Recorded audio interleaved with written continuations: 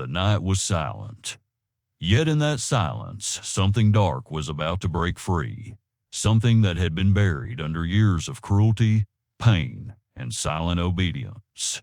He was only a boy when chains first shaped his world, when his hands were forced to carry scraps of meat to the master's hounds, while his stomach starved, when the laughter of the wealthy echoed over his hunger, and the snapping jaws of the dogs became the sound of his knots. Years passed, but the bitterness inside him grew like fire that never cooled. He had learned their routines, their weakness, and their hunger. The master trusted him, never imagining the boy's silence was not submission but a storm, waiting to strike.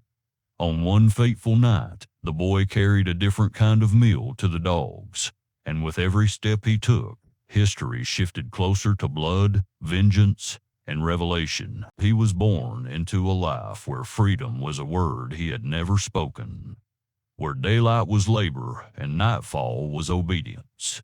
His world was narrowed to chains and commands, and his worth was measured only in how quickly he obeyed.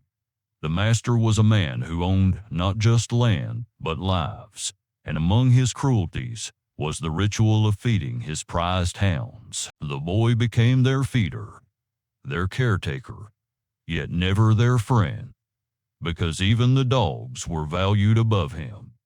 They ate better than he did, slept warmer than he ever could, and their growls were often followed by the master's laugh. But deep inside the boy's silence, revenge was taking shape. He had no weapons, no allies, no path to freedom. Yet he had patience, and patience can sharpen into the deadliest blade. One night, that blade would cut deeper than chains could ever hold. The boy grew into a young man with scars not just on his body but on his spirit, scars carved by humiliation and hunger. Every day he watched the master's hounds tear through slabs of meat while his own ribs pushed against his skin from emptiness. The master mocked him often, saying even beasts deserved better than slaves. He did not argue, for he had learned that silence was his armor. But silence is never empty. It holds the weight of storms, and in his silence he was planning. He studied the dogs, their hunger, their restlessness, and the way they snarled for food. He memorized their strength and their weakness, until one truth became clear. What the master thought of as loyal protectors could just as easily become destroyers. Still, the boy waited, because revenge must strike once and strike true. One night, when the master's cruelty reached its peak, when he forced the boy to kneel in mud, only to laugh at his trembling body, the moment burned like fire. That night, in the dimness of the slave quarters, he prepared something new. He took the scraps meant for the hounds and soaked them in bitterness stronger than any hunger. A poison he had kept hidden, gathered in secret from roots he was never supposed to touch. His hands did not shake as he mixed the meal. They were steady, as though destiny itself guided them. When he carried the bucket to the cages, the hounds lunged forward, their teeth snapping, their eyes blazing with wild hunger. He slid the meat inside, and as the first growls turned to frenzied chewing, he stood still, his heart heavy yet cold. At first, nothing happened.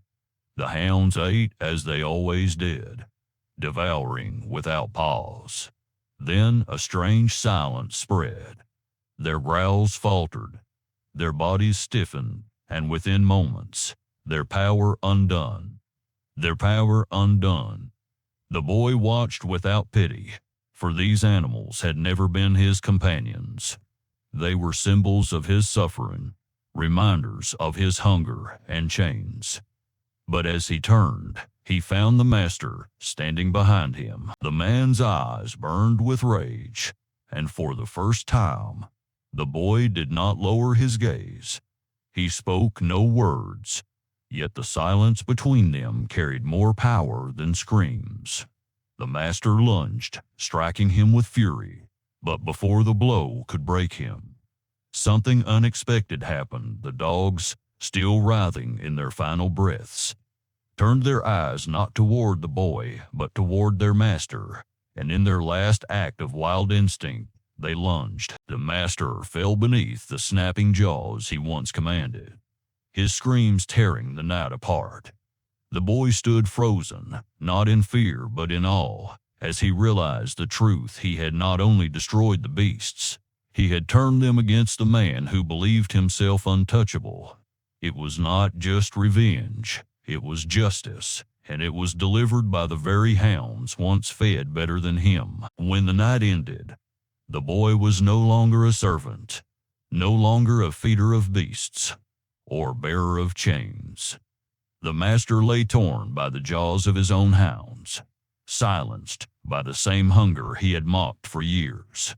The boy stood over the ruins of power, his chest rising not with fear, but with a calm that came only from justice fulfilled.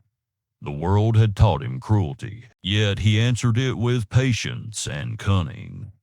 What began as the silent obedience of a child ended as the thunder of a man who refused to remain broken. The story of the boy and the master's hounds did not vanish with the dawn.